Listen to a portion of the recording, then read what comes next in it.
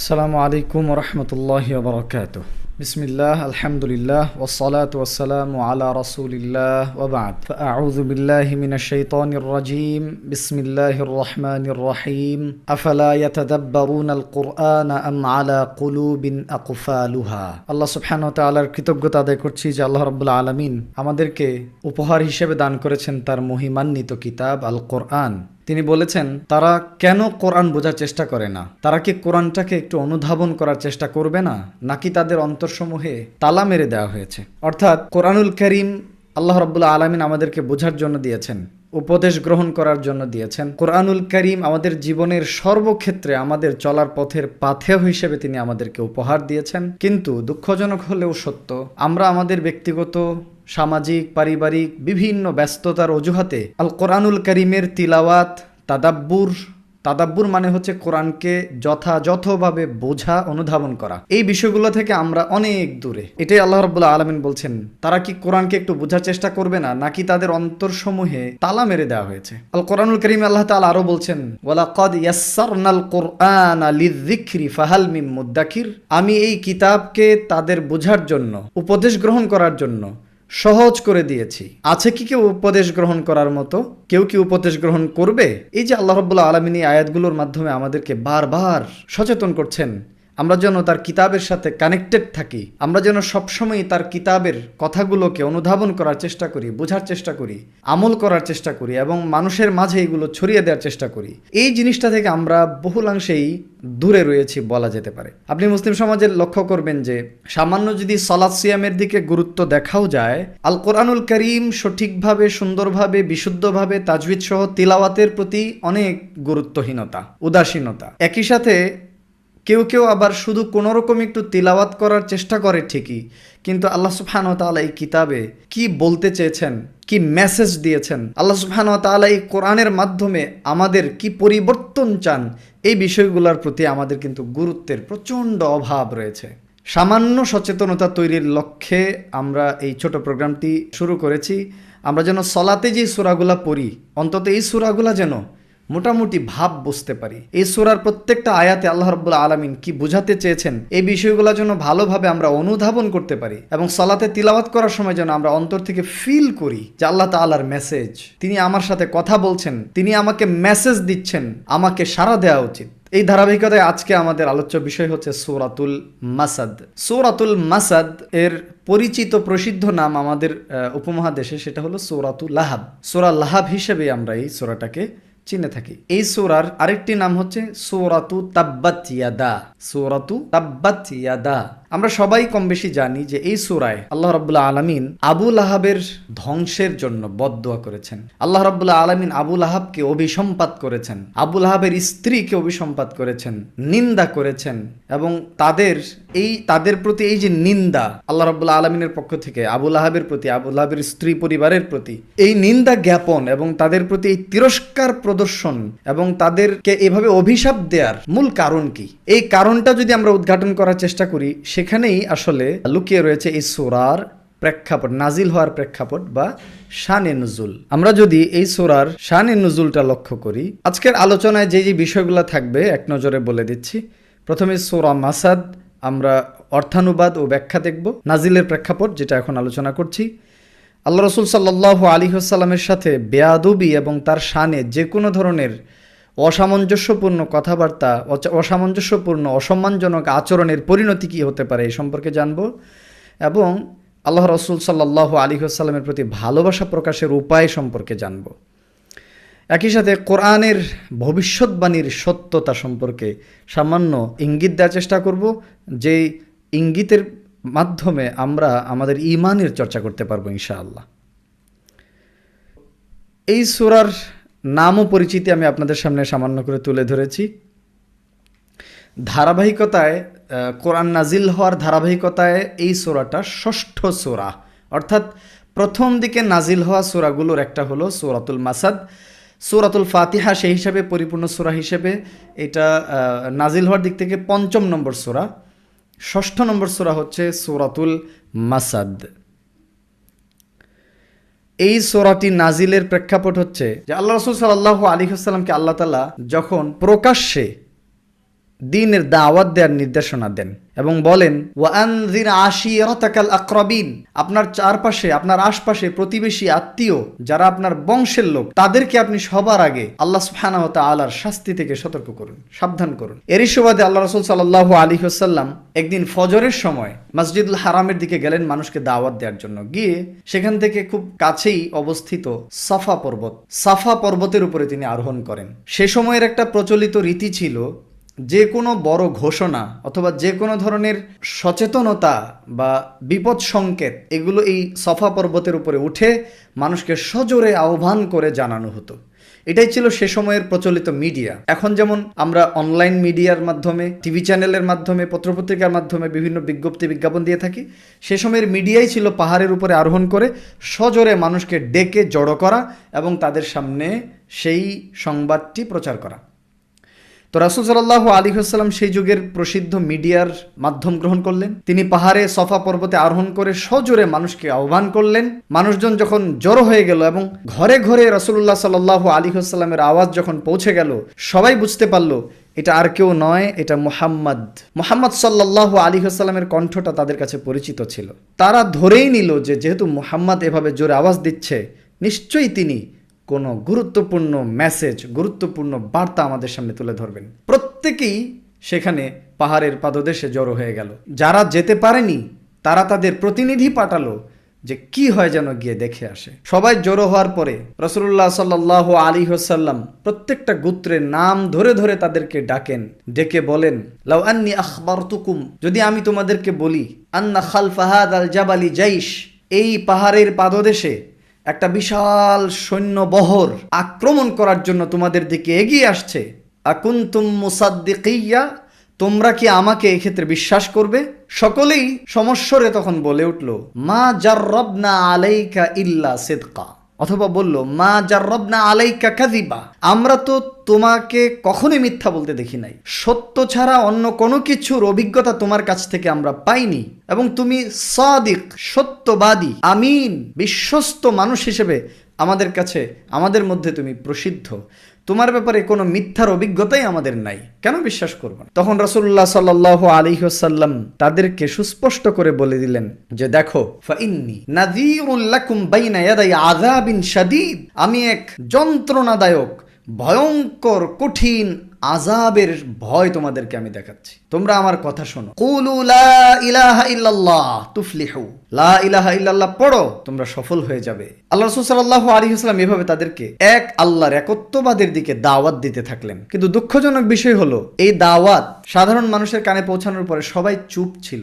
কেউ কথা বলে নাই। কিন্তু রাসূলুল্লাহ সাল্লাল্লাহু আলাইহি ওয়াসাল্লামেরই একজন চাচা, নাম তার আবু লাহাব, যার আসল নাম ছিল আব্দুল উজ্জা, সে তখন রাসূলুল্লাহ সাল্লাল্লাহু আলাইহি ওয়াসাল্লামকে কঠিন ভাষায় জবাব দিয়ে তাকে লানত করলো, বলল, তাব্বাল্লাকা সাইরাল ইয়াউম, তোমার সারাটা দিন বরবাদ হয়ে যাক, ধ্বংস হও তুমি।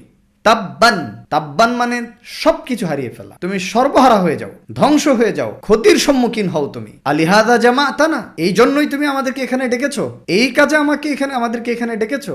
এই বলে রাসূলুল্লাহ সাল্লাল্লাহু আলাইহি ওয়াসাল্লামকে সে বিরক্তিকর ভাষায় প্রতিবাদ করল। আমরা আল্লাহ রাসূল সাল্লাল্লাহু আলাইহি ওয়াসাল্লামের চরিত্র সম্পর্কে জানি, তিনি সাধারণত কারো অপমানের জবাব দিতেন না, তিনি সাধারণত মুখের উপরে কারোর সাথে দুর্ব্যবহার করতেন না। তার আখলাক এতই সুন্দর ছিল, এতই ধৈর্যশীল ছিলেন তিনি, যে কেউ তাকে এই সমস্ত বিষয়ে রাগাতে পারতো না। রাসূল সাল্লাল্লাহু আলাইহি ওয়াসাল্লামকে জোর করে ধরে তার কাছ থেকে পাওনা আদায় করার জন্য জোর জবরদস্তি করছে।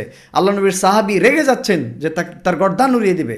আল্লাহ রাসূল সাল্লাল্লাহু আলাইহি ওয়াসাল্লাম এটাকে ভেরি ইজিলি নিয়েছেন, তিনি খুবই সহজভাবে নিয়েছেন যে আমার কাছে সে পাবে, আমি পাওনাদার, সো সে আমাকে ধরতেই পারে, যে না দিয়ে যেতে পারবা না। তো রাসূল সাল্লাল্লাহু আলাইহি ওয়াসাল্লাম এমন চরিত্রের ছিলেন, তিনি কারো কোনো ধরনের কটু কথার, খারাপ ব্যবহারের জবাব। আপনারা জানেন, আয়েশা সিদ্দিকা রাদিয়াল্লাহু তাআলা আনহার সামনে একদা আল্লাহ রাসূল সাল্লাল্লাহু আলাইহি ওয়াসাল্লাম এক লোকের বদনাম করছিলেন আয়েশাকে তার থেকে সতর্ক রাখার জন্য, যে এই লোকটা এরকম এরকম এরকম। ইতিমধ্যে লোকটা এসে হাজির হলো আল্লাহ রাসূল সাল্লাল্লাহু আলাইহি ওয়াসাল্লামের কাছে। তখন তিনি লোকটার সাথে অত্যন্ত ভালো ব্যবহার করলেন, প্রচন্ড ভালো ব্যবহার করলেন। যখন লোকটি চলে গেল, আয়েশা সিদ্দিকা রাদিয়াল্লাহু তাআলা আনহা রাসূল সাল্লাল্লাহু আলাইহি ওয়াসাল্লামকে জিজ্ঞেস করলেন, ইয়া রাসূলুল্লাহ, আপনি তো একটু আগেই লোকটা সম্পর্কে এমন এমন কথা বলছিলেন, আপনি আবার তার সাথে এরকম অমায়িক ব্যবহার করছেন, কি করে সম্ভব? রাসূল সাল্লাল্লাহু আলাইহি ওয়াসাল্লাম তখন আয়েশা সিদ্দিকা রাদিয়াল্লাহু তাআলা আনহাকে যা বলেছেন তার সারমর্ম এরকম যে, আয়েশা, তুমি কখন আমাকে খারাপ ব্যবহার করতে দেখেছো? মানে আমাকে তুমি খারাপের জবাব খারাপ দিতে দিয়ে তুমি কখন দেখেছো?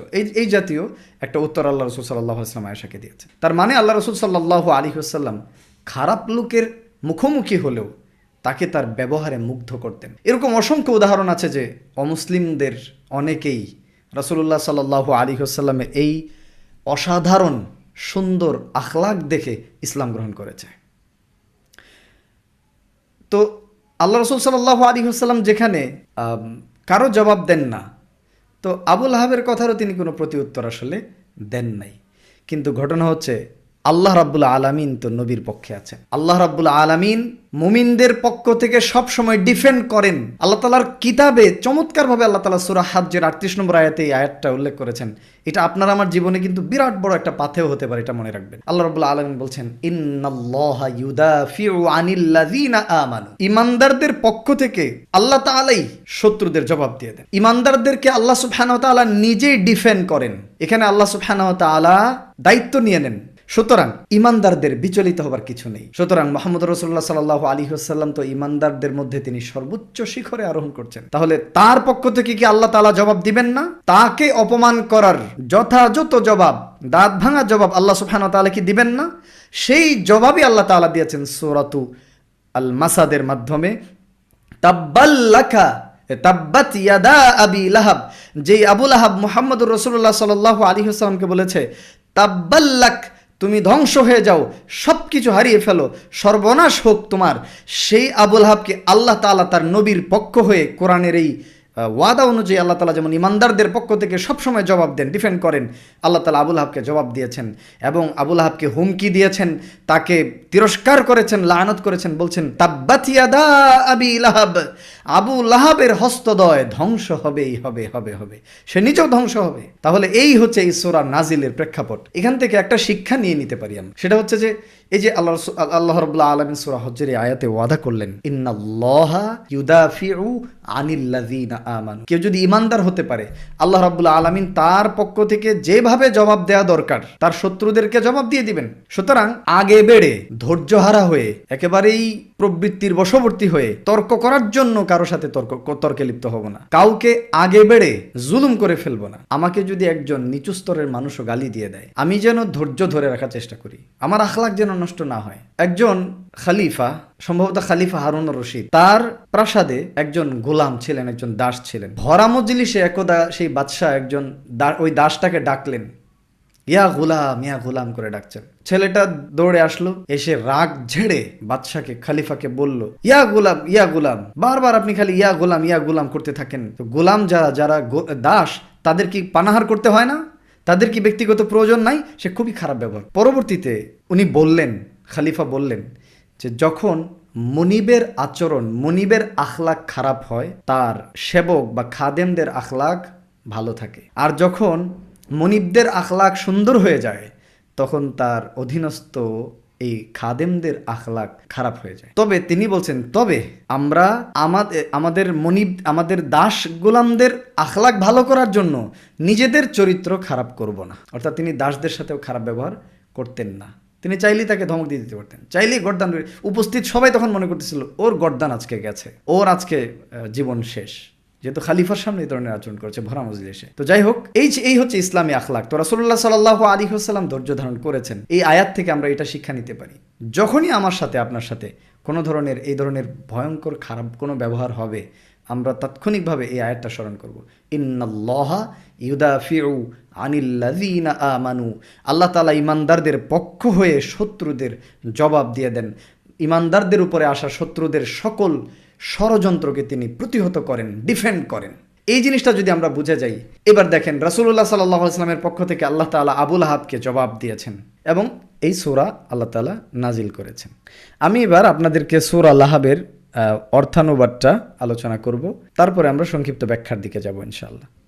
সূরা লাহাবের বা সূরা মাসাদের প্রথম আয়াত, তাব্বাত ইয়াদা আবি লাহাবিউ ওয়া তাব। আমি এখানে মোটামুটি সরল অনুবাদ করছি, খেয়াল রাখেন। ধ্বংস হোক আবু লাহাবের হস্তদ্বয় এবং ধ্বংস হোক সে নিজেও। কিছু প্রশ্ন করে রাখি, ব্যাখ্যায় গিয়ে আমরা এগুলো আলোচনা করব। এটা কি আবু লাহাবের জন্য বদদুয়া, নাকি সে ধ্বংস হবেই এটার ভবিষ্যৎবাণী? ধ্বংস হওয়া মানেই বা কি? আবুল আহাবের 2 হাত ধ্বংস হোক মানে কি? হাত কি হবে? হাত কি তার হাত কি পচে যাবে, গলে যাবে? মানে আল্লাহ তাআলা এখানে কি বলতে চেয়েছেন? আবুল আহাবই বা কেন বললেন? এটা তো তার ডাক নাম ছিল, তার আসল নাম তো ছিল আব্দুল উজ্জা। এই প্রশ্নগুলোর উত্তর আমরা ব্যাখ্যায় দেখব। মা আগনা আনহু, তার কাজে আসে নাই। আগনা ইউগনি মানে উপকারে আসা, কাজে আসা। মা আগনা কাজে আসে নাই, আনহু তার, মা আলুহু তার সম্পদ, ওয়ামা কাসাব এবং যা কিছু সে উপার্জন করেছে তাও তার কোনো কাজে আসে নাই, মানে আসবে না। তার ধন সম্পদ ও তার উপার্জন তার কোনো কাজে আসবে না।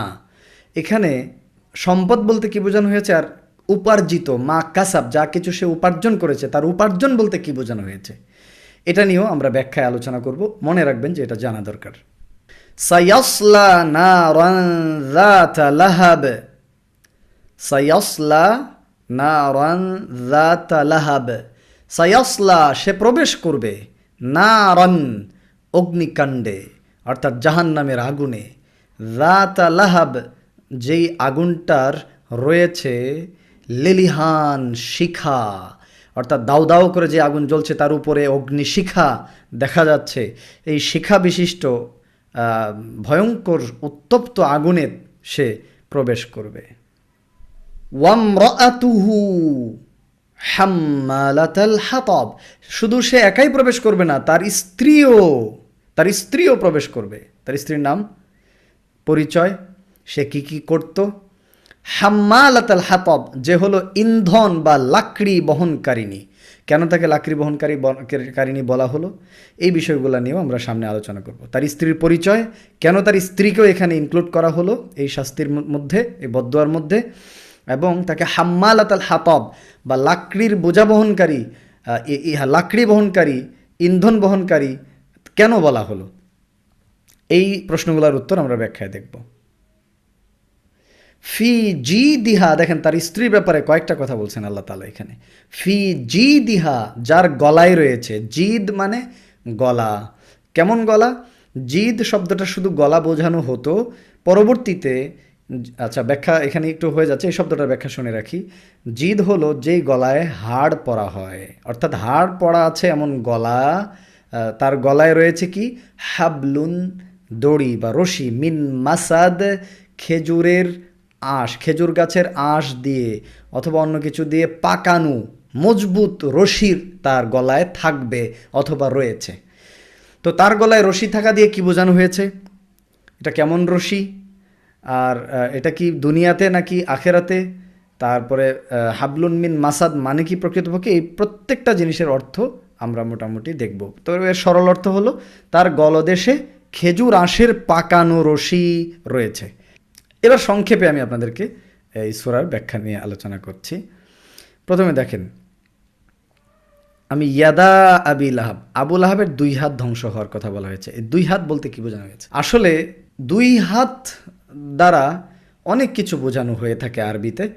যেমন আমরা বাংলায়ও কিন্তু বলি সে তো ওর হাত ভেঙে দিয়েছে, রূপক অর্থে ব্যবহার করি। হাত ভেঙে দিয়েছে মানে আমরা বোঝায় থাকি যে সে ভয়ঙ্করভাবে তার ক্ষতি করে ফেলেছে, অর্থাৎ সে হলো আর অগ্রসর হওয়ার কোনো সুযোগ নাই, সে একদম ধ্বংস হয়ে গেছে, তার সব কিছু শেষ হয়ে গেছে। ব্যবসা বাণিজ্য, তার উপায় উপকরণ, জীবিকা সব কিছু শেষ হয়ে গেছে। তো এটাকে আমরা বলি ওর হাত ভেঙে দিয়েছে। হ্যাঁ, তো 2 হাত দ্বারা আসলে মানুষের কর্মকে বোঝানো হয়। কারণ হাতে উপার্জিত, আমরা যেমন বলি যে নিজের হাতে উপার্জন করি, নিজের হাতে উপার্জন করি, অর্থাৎ উপার্জন তো সে শুধু হাতে করে না, সে ব্রেন দিয়ে করে বা বিভিন্নভাবে করে। হাত বলতে আসলে ব্যক্তির পুরোটাকেই বোঝানো হয় আরবিতে। বিমা কদ্দামাত ইয়াদা, আমরা ওই আয়াতেও জানি যাহারাল ফাসাদু ফিল বাররি ওয়াল বাহরি, তাদের হাতে অর্জিত উপার্জিত পাপের কারণে জমিনে এবং স্থলে ও জলে ফাসাদ ছেয়ে গেছে। যাই হোক, তো হাত দ্বারা আসলে এখানে আবুল আহাবের পুরো বডি বোঝানো হয়েছে, আপাদমস্তক, মাথা থেকে পা পর্যন্ত পুরোটাই সে ধ্বংস হবে। শুধু তাই না, এটাও বোঝানো হয়েছে যে হাত মানে হচ্ছে তার যত কিছু আছে, সহায় সম্বল, লোকবল, তার ইজ্জত, সম্মান, সম্পদ যা আছে তার সব কিছুকেই ধ্বংস করে দেয়া হবে। এখন তাব্বাত শব্দের অর্থ কি? তাব্বাত মানে হলো ধ্বংস হয়ে যাবে বা গেছে, ক্ষতিগ্রস্ত হবে, শেষ হয়ে যাবে সব কিছু। এখন এটা অতীতকালবাচক শব্দ। তাব্বাহ অতীতকালবাচক শব্দ। অতীতকালবাচক শব্দ দিয়ে সাধারণত দোয়া বোঝানো হয়, অর্থাৎ ধ্বংস হোক, অভিশাপ তার জন্য এটা।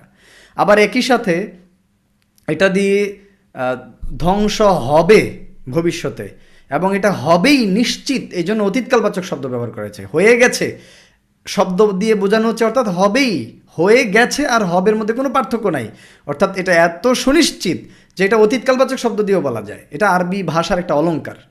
যেমন সূরা মুমিনুনের মধ্যে আপনারা দেখেছেন আল্লাহ তাআলা বলছেন কদ আফলাহাল মুমিনুন, মুমিনরা সফলকাম হবেই। এখানে আফলাহা শব্দটা অতীতকালবাচক শব্দ, ফি'ল মাদি। এটা দিয়ে আসলে ভবিষ্যতে নিশ্চিত হবে, যেন হয়ে গেছে, যেন হয়েই গেছে, ধরে নেওয়া যায় হয়েই গেছে, এরকম নিশ্চিত বোঝানোর জন্য, তাকিদ বোঝানোর জন্য অতীতকালবাচক শব্দ ব্যবহার করা হয়। তো এখানে দুই ধরনের অর্থ বলা হয়।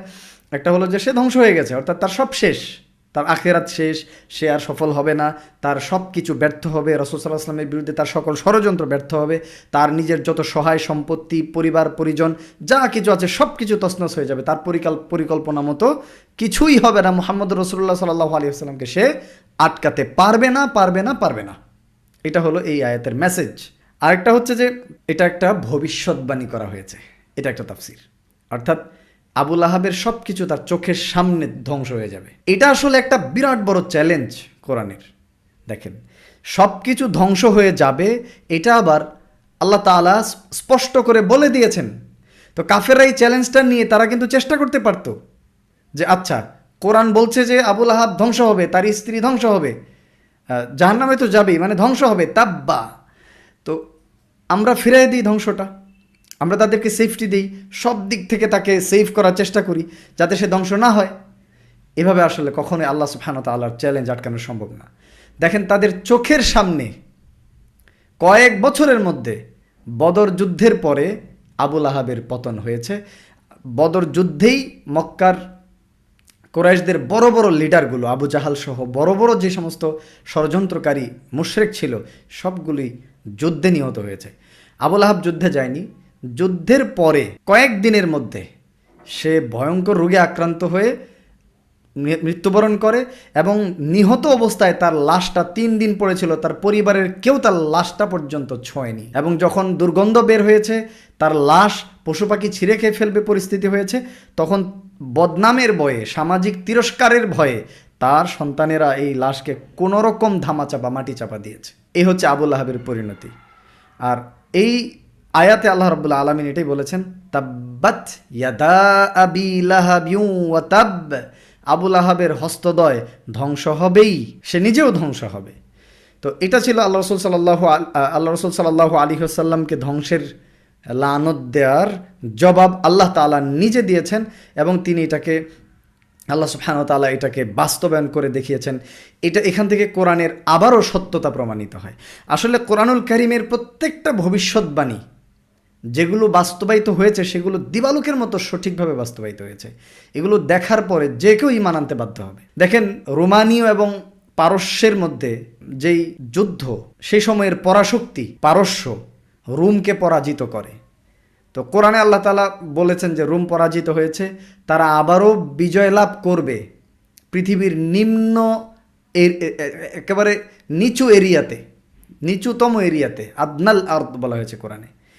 তো পরবর্তীতে দেখা গেছে যে রোম এই পারস্যের হাতে শোচনীয়ভাবে পরাজিত হওয়ার পরে যখন তাদের ঘুরে দাঁড়াবার কোনো ধরনের সুযোগ নাই, কোনো কল্পনাতেও কারো মাথায় আসবে না, পুনরায় আল্লাহ রাব্বুল আলামিন রোমকে পারস্যের উপরে বিজয় দিয়েছেন, এবং আল্লাহ তাআলার কোরআনের ভবিষ্যৎবাণী সত্য প্রমাণিত হয়েছে। এই রোমদের পরাজিত হওয়া নিয়ে মক্কার মুশরিকরা মুসলমানদের সাথে ঠাট্টা বিদ্রুপ করতো। আসলে পারস্যের লোকেরা ছিল মুশরিক, মক্কার যারা পৌত্তলিক মূর্তি পূজক, তাদের সাথে তাদের মিল ছিল, তারা কোনো আসমানি কিতাবের অনুসারী ছিল না। আর অন্যদিকে রোমের অধিবাসীরা ছিল হলো আহলে কিতাব, এবং তারা মুসলমানদের সাথে আকীদা বিশ্বাসে কাছাকাছি ছিল। সেজন্য মুসলমানরা চাইতো, এটা একটা কূটনৈতিক ব্যাপার। আমরা যেমন অনেক সময় আমেরিকার প্রেসিডেন্ট কে হবে এটা নিয়ে আমরা অনেক ধরনের বিশ্লেষণ করি, প্রত্যাশা রাখি আমরা যে অমুক প্রেসিডেন্ট হলে হয়তো মুসলমানদের উপরে নির্যাতন কম হবে, অমুক প্রেসিডেন্ট হলে খুব খারাপ হবে, বুশের মতো হবে, ইত্যাদি ইত্যাদি। সো সেখানেও একটা পররাষ্ট্র নীতির অংশ ছিল মুসলমানরা চাইতো রোমের বিজয়, রোমের প্রতিষ্ঠা, তাহলে তাদের জন্য তাদের আকীদা বিশ্বাস নিয়ে কাজ করা সহজ হবে। আর পক্ষান্তরে মুশরিকরা চাইতো যে পারস্যের বিজয় হোক, এবং অলরেডি বিজয় হয়ে গেছে, তখন তারা মুসলমানদের নিয়ে আরও তিরস্কার করছিল। তখন আল্লাহ রাসূল সাল্লাল্লাহু আলাইহি ওয়াসাল্লামের মাধ্যমে আল্লাহ তাআলা ঘোষণা দিয়ে দিয়েছেন যে রোম পরাজিত হয়েছে, তারা পুনরায় বিজয়ী হবে। এবং পরবর্তীতে দেখা গেছে যে কয়েক বছরের মধ্যে পারস্যকে পরাজিত করে রোম আবার বিজয় লাভ করেছে। এই যে কোরআনের ভবিষ্যৎবাণীগুলো, আবু লাহাবের ঘটনাকে লক্ষ্য করলে বোঝা যায় যে কোরআনের প্রত্যেকটা ভবিষ্যৎবাণী দিবালোকের মতো সত্য প্রমাণিত হয়েছে টাইম টু টাইম। এগুলো কোরআনের সত্যতা প্রমাণ করে এবং অমুসলিমদেরকে এগুলো কিছু মেসেজ দেয় যে আল্লাহ সুবহানাহু ওয়া তাআলার কালাম এইভাবে অক্ষরে অক্ষরে সত্য প্রমাণিত হতে পারে। এবং দেখেন, রোম যে পুনরায় বিজয় লাভ করলো পারস্যের কাছে, যেই জায়গায় তাদের এই বিজয়টা হয়েছিল, ওই জায়গাটার নাম আমি এই মুহূর্তে বলতে পারছি না, সার্চ করলে পেয়ে যাবেন। ওই জায়গাটা বিজ্ঞানীদের গবেষণায় পৃথিবীর সব থেকে নিচু এরিয়া, এবং আল্লাহ তাআলা কোরআনে এটাকে আদনাল আরদ বলেছেন, পৃথিবীর সব থেকে নিচু এরিয়া বলেছেন। এভাবে আসলে কোরআনের এই মেসেজগুলো অমুসলিমদের জন্য মেসেজ, অমুসলিমদের জন্য সতর্কবার্তা, নাস্তিকদের জন্য সতর্কবার্তা যে যেই জিনিসগুলো ঐতিহাসিকভাবে ঘটনাগুলো ঘটেছে সেখানে কোরআনের প্রত্যেকটা ভবিষ্যৎবাণী বাস্তবায়িত হয়েছে, এবং যেগুলো চেক করা সম্ভব সেগুলো চেক করে কোরআনের বিপরীত কিছু পাওয়া যায় নাই। আর যেগুলো চেক করা সম্ভব না এগুলোর উপরে ভিত্তি করে 100% সত্য এবং ওয়াহি হিসেবে মেনে নেওয়াটাই হবে বুদ্ধিমান মানুষের কাজ। যাই হোক, যেটা বলছিলাম, সূরা আল-লাহবের প্রথম আয়াতের ব্যাখ্যা আমরা করলাম, এবং প্রথম আয়াতে আমরা বুঝতে পেরেছি যে আবু লাহাবের ধ্বংসের বদদুয়া, আবু লাহাবের ধ্বংসের ভবিষ্যৎবাণী আল্লাহ রাব্বুল আলামিন জানিয়ে দিয়েছেন রাসূলুল্লাহ সাল্লাল্লাহু আলাইহি ওয়াসাল্লামের মাধ্যমে। দ্বিতীয় আয়াত, মা আগনা আনহু মালুহু ওয়া মা কাসাব, অর্থাৎ তার ধন সম্পদ, তার উপার্জন তার কোনো কাজে বা উপকারে আসবে না। অর্থাৎ এখানে সে যে মিশন নিয়ে নেমেছে, সে রাসূলুল্লাহ সাল্লাল্লাহু আলাইহি ওয়াসাল্লামের দাওয়াতি কার্যক্রমকে, ইসলামের প্রসারকে থামিয়ে দেবার যেই মিশন ভিশন নিয়ে সে মাঠে নেমেছে, তার কোনোটাই বাস্তবায়িত হবে না। এক্ষেত্রে তার সম্পদও তো কোনো কাজে আসবে না, এবং ওয়ামা কাসাব, এবং যা কিছু সে উপার্জন করেছে তাও কাজে আসবে না। উপার্জিত জিনিস বলতে এখানে আসলে কি বোঝানো হয়েছে? উপার্জিত জিনিস বলতে এখানে সম্পদ দ্বারা ইনভেস্টমেন্টের মাধ্যমে মুনাফা যেটা অর্জিত হয় এটাকে বোঝানো হয় উপার্জন।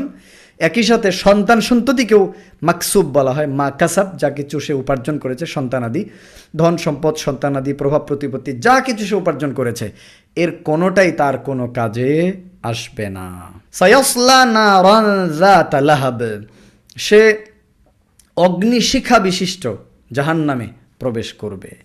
এখানে আগুনকে, জাহান্নামকে যাতা লাহাব বলা হয়েছে, অর্থাৎ শিখা বিশিষ্ট যে আগুন বা জাহান্নামের আগুন, সেখানে তাকে প্রবেশ করানো হবে।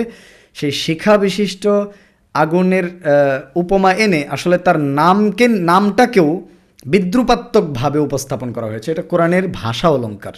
লাহাব শব্দের অর্থ অগ্নিশিখা, এবং তার নামও আবু লাহাব, এবং এই কারণেই আল্লাহ তাআলা সেখানে আবু লাহাবের নাম আল্লাহ তাআলা উল্লেখ না করে তার ডাকনাম উল্লেখ করেছেন। তার নাম ছিল আব্দুল উজ্জা, সেটা উল্লেখ করেন নাই। তো এভাবে তার জাহান্নামের যাওয়ার ব্যাপারে তিরস্কার করে বলা হয়েছে।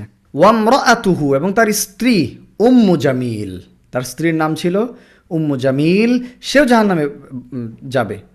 এবং তার স্ত্রীকে এখানে ইনক্লুড করা হয়েছে কেন, এবং তাকে হাম্মালাতুল হাতাব কেন বলা হলো, লাকড়ি বহনকারী, ইন্ধন বহনকারী কেন বলা হলো? আসলে এই মহিলা অত্যন্ত জঘন্য মহিলা ছিল। এই মহিলা তার স্বামীকে দুনিয়াতে কুফর ও জঘন্য কাজে সহযোগিতা করত, এবং তার স্বামীর কুফর ও বাড়াবাড়িকে আরও বহুগুণে সে বাড়িয়ে দিয়েছে তার বিভিন্নভাবে সহযোগিতার মাধ্যমে।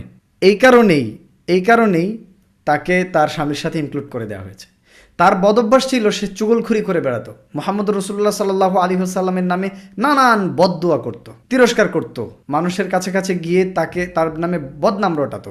এবং সেম চরিত্র ছিল আবু লাহাবের। আবু লাহাবের ব্যাপারে একজন বিখ্যাত সাহাবী বর্ণনা করেছেন যে আবু লাহাব রাসূল সাল্লাল্লাহু আলাইহি ওয়াসাল্লামের পিছু লেগে থাকে। প্রিয় নবী মুহাম্মদ রাসূলুল্লাহ সাল্লাল্লাহু আলাইহি ওয়াসাল্লাম বিভিন্ন জায়গায় ইসলামের দাওয়াত দিতে যেতেন এবং সেখানে গিয়ে তিনি ইসলামের বাণী প্রচার করতেন। পিছন পিছন সে খেয়াল রাখতো যাদের কাছে তিনি দাওয়াত দিতেন ওদের কাছে গিয়ে সে বলতো যে এই লোকটা পাগল, এই লোকটা ধর্মত্যাগী, ও বেদিন, আমাদের ধর্মত্যাগ করেছে, এর কথা শোনা যাবে না। তো এই ধরনের কাজগুলো সে করতো। সো ওই সাহাবী বলছেন যে এই লোকটাকে আমি এরকম দেখছি, আর দেখার পরে আমি মানুষকে জিজ্ঞেস করছি যে সে লোকটা কে।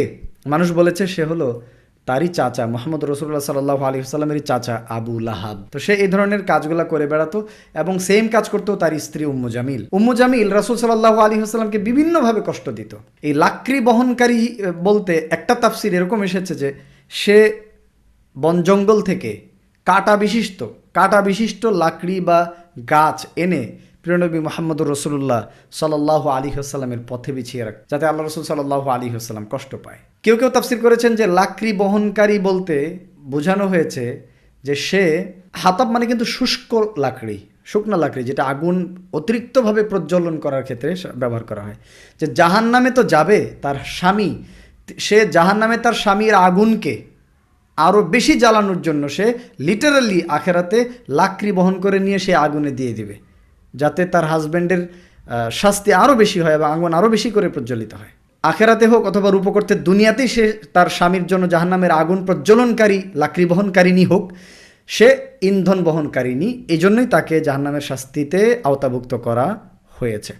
এই মহিলার ব্যাপারে আরও বলা হয়েছে ফি জি দিহা হাবল, তার গলায় রয়েছে হাবলুন মিন মাসাদ, পেঁচানো পাকানো খেজুর গাছের আঁশের পাকানো মজবুত রশি। এটারও কয়েকটা ব্যাখ্যা। একটা হলো জাহান্নামে তাকে বিশেষ প্রকারের বেড়ি গলায় পরানো হবে, সেই বেড়িটাকেই এখানে পাকানো মজবুত রশি বলা হয়েছে। কেউ কেউ বলছেন যে এটা হলো তার দিয়ে পেঁচানো মোড়ানো মজবুত রশি এবং দড়ি দিয়ে তাকে গলায় বাঁধা হবে। কেউ কেউ তাফসীর করছেন যে এই মহিলার পরিচয় দেওয়া হচ্ছে এই মহিলা গলায় সাধারণত হার পরত এবং সাঈদ ইবনুল মুসাইয়্যিব বলছেন যে সে এই গলার হার নিয়ে কসম করে বলেছিল যে আমি এই গলার হার বিক্রি করে মুহাম্মদ সাল্লাল্লাহু আলাইহি ওয়াসাল্লাম এর বিরুদ্ধে সকল ষড়যন্ত্রে ব্যয় করব, সে ওয়াদা করেছিল। এই সমস্ত কারণে তাকে আসলে গলায় হার পরিহিতা হিসেবে এখানে দেখানো হয়েছে। আর মৌলিকভাবে এখানে আখেরাতে তার জন্য কঠিন শাস্তি অপেক্ষা করছে। এই হারের কারণে, এই হার বিক্রির প্রতিশ্রুতির কারণে আল্লাহ তাআলা তাকে জাহান্নামের হার পরাবেন গলায়, এই ধরনের একটা বিদ্রুপাত্মক উপস্থাপন তাকে নিয়ে এখানে করা হয়েছে। এটাই হচ্ছে মোটামুটি উদ্দেশ্য। এই সূরা নাজিল হওয়ার পরে এটাকে তৎকালীন আরবরা, যারা তখন আরবি সাহিত্য নিয়ে প্রচণ্ড সিরিয়াস, তারা আরবি সাহিত্য চর্চা করতো, আরবি কবিতা চর্চা করতো। আপনারা জানেন যে তারা আরবি কবিতা কাবা ঘরে ঝুলিয়ে রাখতো, যে কবিতা প্রতিযোগিতায় প্রথম হতো। তো এই সূরাটা যখন নাজিল হয়েছে, এটাকে তারা, কবিতার বিভিন্ন প্রকার আছে, কিছু আছে হলো হিজা মানে হলো বিদ্রুপাত্মক ব্যঙ্গাত্মক কবিতা, বিভিন্ন মানুষকে নিয়ে তিরস্কার করে ব্যঙ্গাত্মক ভঙ্গিতে কবিতা রচনা করা হতো সেই সময়। এমনকি অনেক মানুষকে সমাজে হেয় প্রতিপন্ন করা হতো এই কবিতার মাধ্যমে। অনেক সম্মানী মানুষ সমাজে একেবারে, এখন যেমন ধরেন বিভিন্ন ধরনের ভিডিও, অডিও ইত্যাদি ভাইরাল হওয়ার মাধ্যমে মানুষের বিভিন্নভাবে মানুষের সম্মানহানি হয়, ওই সময়ে এই কবিতার মাধ্যমে তিরস্কার করে মানুষের সম্মানহানি করা হতো। সো তারা আসলে এই ধরনের কিছুই মনে করেছে যে আবুল আহাবের নামে তো এরকম কবিতা বের হয়েছে, তারা এটাকে কবিতা হিসেবে আখ্যায়িত করেছে এবং এটা মুখে মুখে ভয়ঙ্করভাবে ছড়িয়ে গিয়েছে। এটা হয়তো আল্লাহ সুবহানাহু ওয়া তাআলার হিকমাও ছিল যে এটা ছড়িয়ে যাবে মানুষের মধ্যে এবং সে মানসিক যন্ত্রণায় ভুগবে। দেখেন, আপনি যদি সূরাটা পড়েন তাহলে একটা ছন্দের ভাব আপনি প্রত্যেকটা আয়াতের শেষে দেখতে পাবেন। আল্লাহ তাআলা এখানে কীভাবে বলছেন, তাব্বাত ইয়াদা আবি লাহাবিন ওয়া তাব মা আগনা আনহু মালুহু ওয়া মা কাসাব সায়াসলা নারান যাতা লাহাব ওয়া ইমরাআতুহু হাম্মালাতাল হাতাব ফি জিদিহা হাবলুম মিন মাসাদ।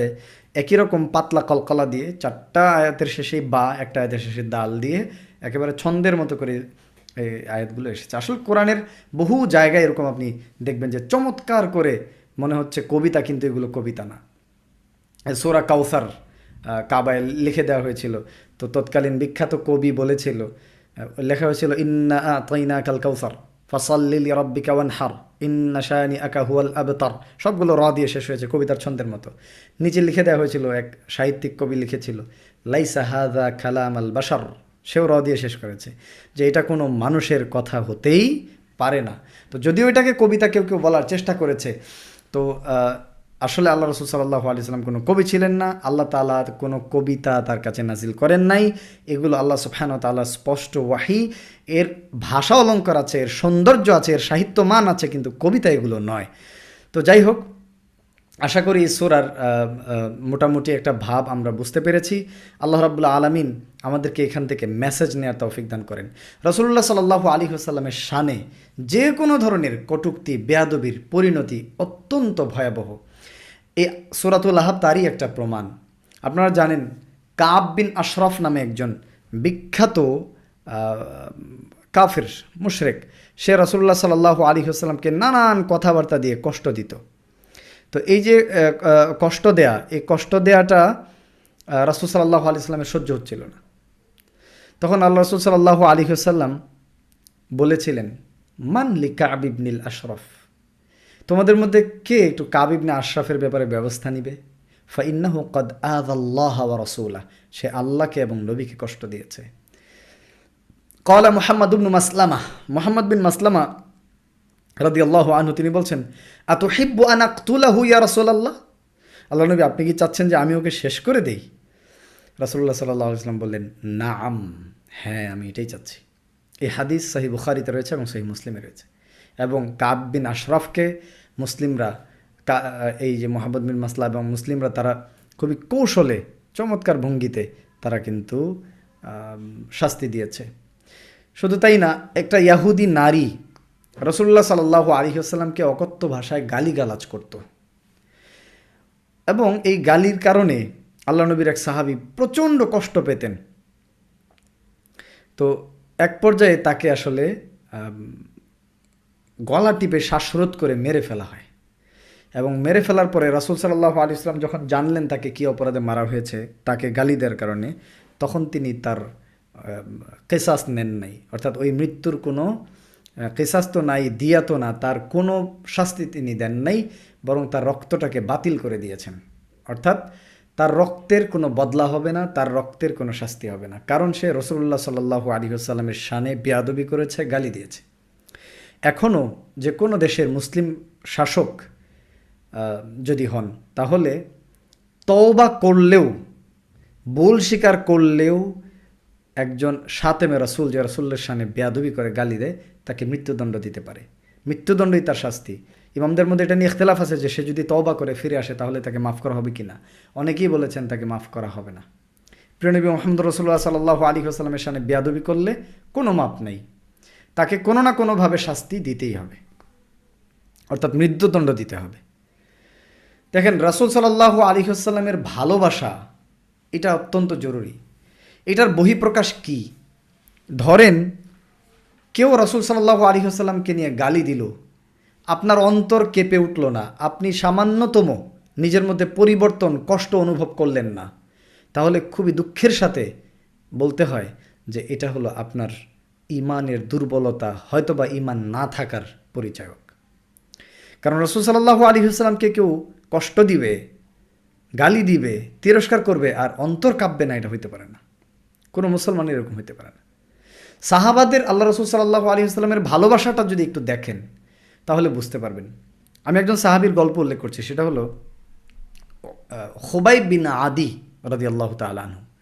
তাকে মক্কার মুশরিকরা কিডন্যাপ করে নিয়ে যায়, কোনোভাবে পাকড়াও করে ফেলে, কিডন্যাপ করে নিয়ে যায়। নিয়ে গিয়ে তাকে, আমি সংক্ষেপে বলছি, তাকে বেঁধে শাস্তি দেওয়া হচ্ছিল এবং তাকে মুসলা করা হচ্ছিল। মুসলা করা মানে হলো অঙ্গহানি করা, জীবিত অবস্থায় নাক, চোখ, কান, হাত, শরীরের বিভিন্ন জায়গা কেটে কেটে আলাদা করা, এটার নাম হলো মুসলা। তো তারা তাকে মুসলা করছে আর বলছে, রক্ত টপটপ করে বলতেছে, এই সময় বলতেছে, আতুহিব্বু আইয়াকুনা মুহাম্মাদুন মাকানাকা ওয়া আনতা নাজ। খুবাইব বিন আদি, তুমি কি চাও মুহাম্মদকে তোমার জায়গায় শাস্তি দেওয়া হোক আর তোমাকে ছেড়ে দেওয়া হোক? কেমন হয় বলো তো? খুবাইব বিন আদি রাদিয়াল্লাহু তাআলা আনহু তার শরীর থেকে যখন রক্ত পড়ছে টপ টপ করে, তিনি বলছেন, ওয়াল্লাহি মা উহিব্বু আন আকুনা আমিনান ওয়াদিআন ফি আহলি ওয়া ওয়ালাদি। আমি এটা মোটেও পছন্দ করি না যে আমি নিরাপদে শান্তিতে আমার বাড়িতে আমার পরিবারের কাছে ফিরে যাই, সন্তানদের কাছে ফিরে যাই। ওয়া আন্না মুহাম্মাদান ইউখাযু বিশাওকা, আর এর বিনিময়ে আমার নবী মুহাম্মদ রাসূলুল্লাহ সাল্লাল্লাহু আলাইহি ওয়াসাল্লামের গায়ে একটা কাঁটা পর্যন্ত বিধুক, এটাও আমি সহ্য করতে পারবো না। তো যাই হোক, এরপরে ওরা চিৎকার চেঁচামেচি করে উকতুলুহু উকতুলুহ, একে মেরে ফেলো মেরে ফেলো। তারা আর সহ্য করতে পারে না, মুহাম্মদের প্রতি এত ভালোবাসা তারা সহ্য করতে পারে নাই। তো এই হইতে হবে মোহাম্মদ রসুল্লাহ সাল্লাহ আলী আসসালামের প্রতি ভালোবাসা। এটাই রসুল্লাহ সাল্লাহ আলী আসসালাম বলছেন, লা ইউমিনু আহাদুকুম হাত্তা আকুনা আহাব্বা ইলাইহি মিন ওয়ালিদিহি ওয়া ওয়ালাদিহি ওয়ান নাসি আজমাইন। কোনো ব্যক্তি ততক্ষণ পর্যন্ত পূর্ণ ইমানদার হবে না, ইমানদার হতে পারে না, যতক্ষণ না আমি নবী তার কাছে তার সন্তান, তার পিতামাতা, তার আশেপাশের সকল মানুষ থেকে, সব কিছু থেকে বেশি প্রিয় না হব, ততক্ষণ পর্যন্ত সে ইমানদার হতে পারবে না। রাসূলুল্লাহ সাল্লাল্লাহু আলাইহি ওয়াসাল্লামকে ওমর ইবনুল খাত্তাব রাদিয়াল্লাহু তাআলা একদিন বলছিলেন যে, আল্লাহ নবী, আপনাকে তো ভালোবাসি কিন্তু নিজের জীবনের থেকে বেশি না। আল্লাহ রাসূল সাল্লাল্লাহু আলাইহি ওয়াসাল্লাম বলেন, লা ইয়া ওমর, হবে না হে ওমর, নিজের জীবনের থেকে বেশি ভালো না বাসা পর্যন্ত ঈমান পূর্ণ হবে না। তখন ওমর ইবনুল খাত্তাব রাদিয়াল্লাহু তাআলা আনহু বলছেন, তাহলে আল্লাহর কসম ইয়া রাসূলুল্লাহ, তাহলে এখন থেকে আমি আপনাকে আমার জীবনের থেকে বেশি ভালোবাসি। তখন রাসূল সাল্লাল্লাহু আলাইহি ওয়াসাল্লাম বলেছিলেন, আল আন, এইবার ঠিক আছে, এইবার ঠিক আছে। তো যাই হোক, আল্লাহ তাআলা আমাদের অন্তরে তার নবীর প্রতি ভালোবাসা দিয়ে ভরে দেন, এবং রাসূল সাল্লাল্লাহু আলাইহি ওয়াসাল্লামের সাথে যারাই বেয়াদবি করবে সে সমস্ত বেয়াদবদেরকে আল্লাহ তাআলা কঠোর শাস্তির মুখোমুখি করেন। এবং আল্লাহ তাআলা আবু লাহাবের বিপক্ষে যেমন আল্লাহ নবীর জবাব দিয়েছিলেন, আল্লাহ নবীর পক্ষ নিয়ে আবু লাহাবের বিপক্ষে আল্লাহ তাআলা যেভাবে শাস্তির ব্যবস্থা করেছিলেন, জবাব দিয়েছিলেন, এখনও যারা আল্লাহ রাসূল সাল্লাল্লাহু আলাইহি ওয়াসাল্লামকে নিয়ে কটূক্তি করে, আল্লাহ নবী সাল্লাল্লাহু আলাইহি ওয়াসাল্লামের শানে বেয়াদবি করার দৃষ্টতা দেখায়, আল্লাহ যেন তাদেরকে এই ধরনের ভয়ঙ্কর শাস্তির সম্মুখীন করেন, পৃথিবীবাসীকে দেখিয়ে দেন, এবং ঈমানদারদেরকে ইতমিনান এবং প্রশান্তি দান করেন। সূরা লাহাবের শিক্ষা এবং সূরা লাহাবের সংক্ষিপ্ত ব্যাখ্যা ও অনুবাদের এই ক্লাস আমরা এখানেই মোটামুটি ইতি টানবো। এখন আমি আপনাদের থেকে তিলাওয়াত শুনবো। আপনারা যারা তিলাওয়াত করতে চান তারা হাত তুলে রাখতে পারেন। ছেলেদের মধ্যে কেউ থাকলে আগেই হাত তুলতে হবে। আমি ছেলেদের পড়াটা আগে শুনে নিব, তারপরে আমি রেকর্ডিংটা কেটে দিয়ে ইনশাআল্লাহ বোনদের পড়া শুনবো। হ্যাঁ, ফায়াজ জি। আসসালামু আলাইকুম। ওয়ালাইকুম আসসালাম রহমতুল্লাহি ওয়া বারাকাতুহু। কেমন আছো তুমি? আলহামদুলিল্লাহ, ভালো। জি, পড়ো সূরাতুল মাসাদ পড়ো। আউযু বিল্লাহি মিনাশ শাইতানির রাজিম।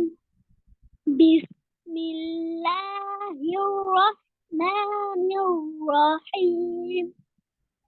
তাব্বাত ইয়াদা আবি লাহাবিন ওয়া তাব। মা ওয়া তাব, বাতে তাসদিদ আছে তাই না? সেজন্য আমরা ধরে রেখে দুইটা বা আদায় করতে হবে।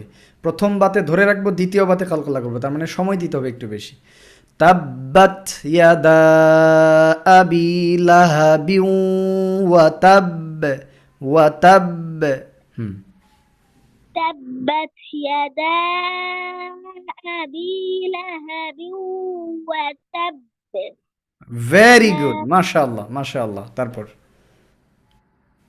ما أغنى عنه ماله وما كسب. মাশাআল্লাহ মাশাআল্লাহ।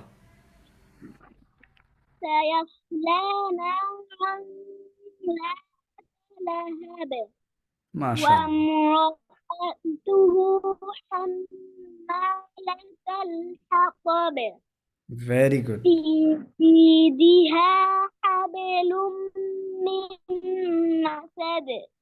মাশাআল্লাহ আলাইকুম, বারাকাল্লাহু ফিক ইয়া ফওয়াজ। খুব ভালো হয়েছে মাশাআল্লাহ, তোমার পড়া অনেক সুন্দর, অনেক সুন্দর, এক্সেলেন্ট এক্সেলেন্ট মাশাআল্লাহ। আল্লাহ তাআলা তোমাকে দ্বীনের অনেক বড় খাদেম, দাঈ আল্লাহ বানিয়ে দেন। আহমদ সুআদ জি, পড়ো। আসসালামু আলাইকুম উস্তাদ। ওয়ালাইকুম আসসালাম রহমতুল্লাহি ওয়া বারাকাতুহু। জি, পড়ো আহমদ সুআদ। আউযু বিল্লাহি মিনাশ শাইতানির রাজিম। বিসমিল্লাহির রহমানির রহিম। রটা ভালো করতে হবে আহমদ সোয়াদ, হ্যাঁ। বিসমিল্লাহির রহমানির রহিম। বিসমিল্লাহির রহমানির রহিম। হির এটাও যেন না হয়, এটা হলো তাকরির প্রচুর পরিমাণে হয়ে যাচ্ছে, এই জন্য অনেকগুলো র হয়ে যাচ্ছে একসাথে। হির র। বিসমিল্লাহির রহমানির রহিম। বিসমিল্লাহির রহমানির এই যে রহিম। দেখো তোমারটা হির হয়ে গেছে, তাই না? এটা হওয়া যাবে না। বিসমিল্লাহির রহ হির। বিসমিল্লাহির, জিব্বার এই মাথার এখান দিয়ে একটু ফাঁকা থাকবে, ওখান দিয়ে আস্তে আস্তে করে আওয়াজ বের হইতে থাকবে, হ্যাঁ। হির র। বিসমিল্লাহির রহমানির রহিম। বিসমিল্লাহির রহমানির রহিম। জি। তাব্বাত ইয়াদা। তাতে বাতাস হামস, হ্যাঁ। তাব্বাত বাত তাব্বাত ইয়াদা। পড়ো। তাব্বাত ইয়াদা আবি লাহাবিন ওয়া তাব। হ্যাঁ, দুইটা জিনিস। ইয়াদা আবি, দুই আলিফ বা 4 হারাকা পরিমাণ টানতে হবে, টানটা একটু বেশি হবে। 2 নম্বর পয়েন্ট, ওয়াতাবে, এটা হবে যদি একটা হারাকা থাকতো বা সাকিন থাকতো তাহলে, কিন্তু এখানে তো তাসদিদ আছে, তার মানে একটু ধরে রাখতে হবে প্রথম বা আদায় করার জন্য। তাসদিদ মানে তো দুইটা বা, সেকেন্ড বাতে কলকলা। ওয়াতাব তাব তাব্বাত ইয়াদা আবি লাহাবিন ওয়া তাব। তাব্বাত ইয়াদা আবি লাহাবিন ওয়া তাব। তাব। মা পড়ো পড়ো। মা মা আগনা আনহু মালুহু ওয়া মা কাসাব। আগ না বলছো, আগ গাইনে কলকলা হবে না। কি হবে না? কি হবে না বলছি? মা কলকলা। জি। আগ চলতে থাকবে আওয়াজ। মা আগ না। পড়ো।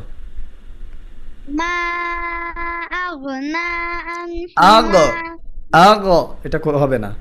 আগ আওয়াজ চলতে থাকতে পারতে হবে। মা আগনা আনহু মালুহু ওয়া মা কাসাব। মা আগনা পরে এটা প্র্যাকটিস করবা। তারপরের আয়াত। জি। সায়াসলা নারন যাতা লাহাব হুম। ওয়া ইমরাআতুহু হাম্মালাতাল হাতাব জি। ফি জিদিহা হাবলুম মিন মাসাদ। মাশাআল্লাহ মাশাআল্লাহ আলাইকা ইয়া আহমদ সুআদ, মুমতাজ, বারাকাল্লাহু ফিক।